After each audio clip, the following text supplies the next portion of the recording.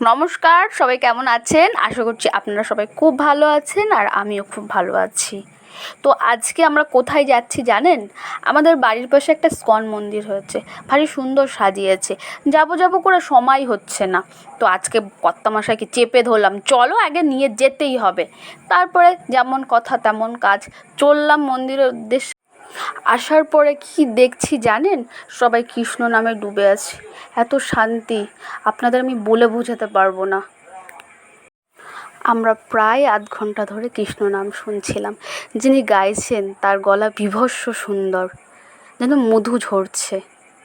এবার আমরা ওখান থেকে বেরিয়ে আমরা এখানে প্রসাদ খেতে এসেছি।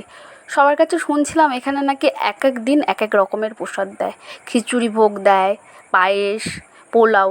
তো আমরা আজকে খিচুড়ি ভোগ পেয়েছি। খিচুড়ি ভোগটা এত সুন্দর, আমার এখনও মুখে লেগে আছে।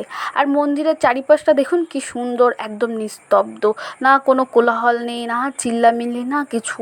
এত নিস্তব্ধ, এত সুন্দর, মন প্রাণ পুরো জুড়িয়ে যায়। আপনারা আসবেন, আপনাদের আসলে সত্যি খুব ভালো লাগবে। মন্দিরের আশেপাশটা এত সুন্দর, আপনাদের কি বলবো। এখানে সব রকম ব্যবস্থাই আছে। এখানে একটা স্টল আছে, এই যে একটা টয়লেট আছে যাতে ভক্তদের কোনো অসুবিধা না হয়। একটা ফুচকা স্টল আছে এখানে।